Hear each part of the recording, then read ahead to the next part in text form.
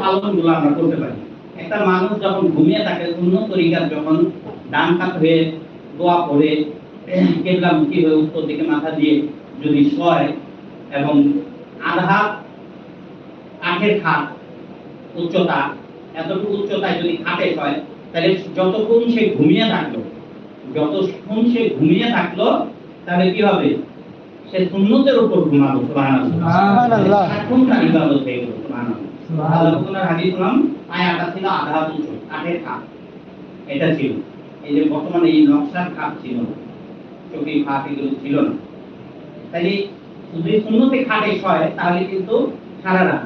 আবার যদি সে তো তার সুন্নতে ইবাদতটা করলো, আবার যদি সে লা ইলাহা ইল্লাল্লাহ লা ইলাহা ইল্লাল্লাহ নিঃশ্বাসে জিকির করতে করতে সে ঘুমিয়ে যায়, ঘুমানোর পরে তো তার আর খেয়াল থাকে না জিকির করতেছে না কি করতেছে। কিন্তু ঘুমিয়ে গেলে সে যতক্ষণ পর্যন্ত ঘুমালো, জিকির করলে যে নেকিটা হতো সেটা তার আমলনামায় দেওয়া হয়। সুবহানাল্লাহ।